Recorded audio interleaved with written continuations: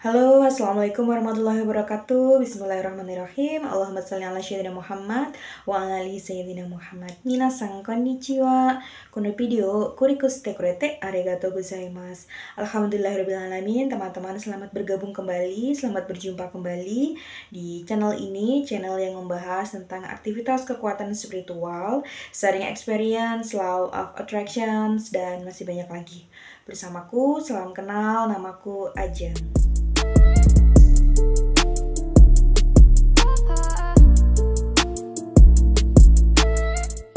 Sebelumnya, aku ingin mengucapkan banyak terima kasih untuk teman-teman yang sudah bersedia mensubscribe, bersedia meninggalkan komentar, menonton video ini. Semoga video-video seperti ini, channel-channel seperti ini dapat menjadi pengingat, dapat menjadi alarm untuk kita terus meningkatkan ketakwaan kita kepada Allah Subhanahu wa Ta'ala.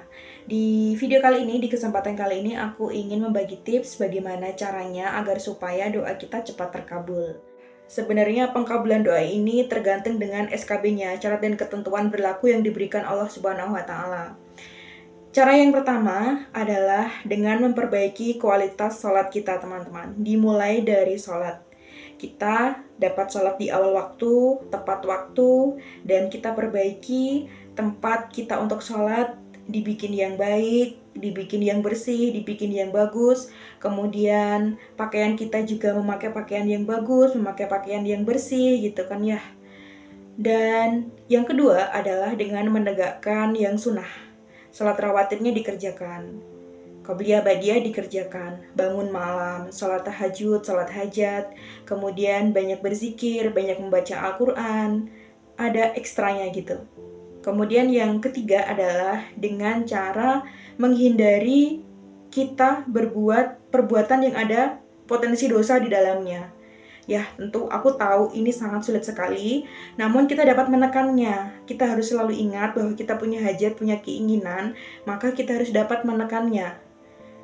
Kemungkinan sangat besar kita dari subuh ke zuhur mengerjakan dosa. Dari zuhur ke asar, asar ke maghrib, begitu pula maghrib ke isya. Juga sangat berpotensi kita melakukan dosa. Meskipun kita sudah menahan-nahannya gitu ya. Sudah nggak pengen emosi, tapi tetap aja ada aja yang mancing gitu kan ya. Bikin kita emosi, bikin kita marah, dan bikin kita mengeluarkan kata-kata yang tidak semestinya.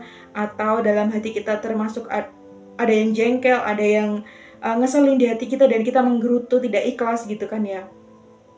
Kita harus selalu ingat bahwa kita punya hajat, kita punya keinginan, kita fokus kepada doa kita, dan kiat-kiat yang harus kita lakukan adalah menghindari dosa.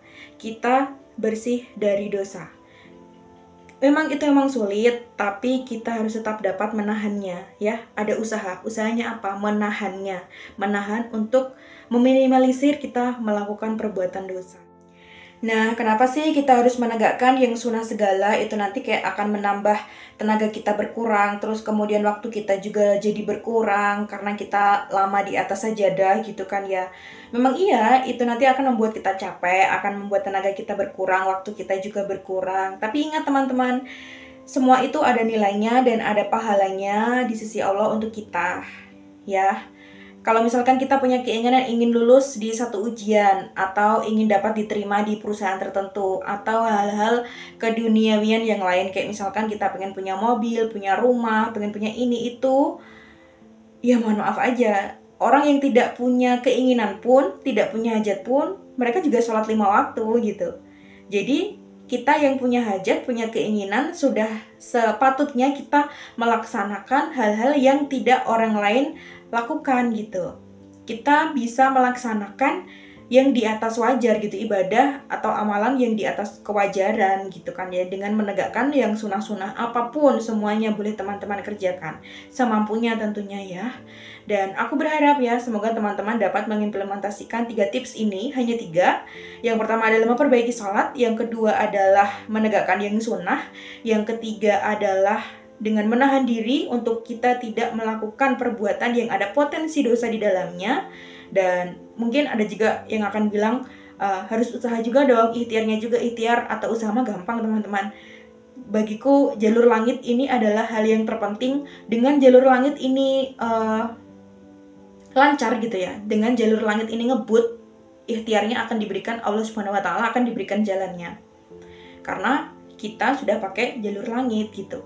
Jalur langit itu bagiku 90% dan ikhtiar kita 10%. Itu pun diberikan Allah Subhanahu wa Ta'ala jalannya gitu kan ya. Jalan untuk kita berikhtiar. Yakin aja deh pokoknya, karena Allah kan maha mampu, maha kaya, maha bisa, maha memberi. Tinggal minta aja gitu ya. Sedikit gini aja teman-teman ya.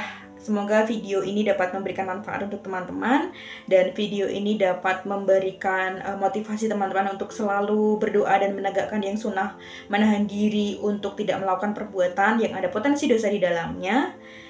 Ya, aku doakan semoga hajat teman-teman semuanya terkabul, tercapai, dapat dimiliki oleh teman-teman semuanya.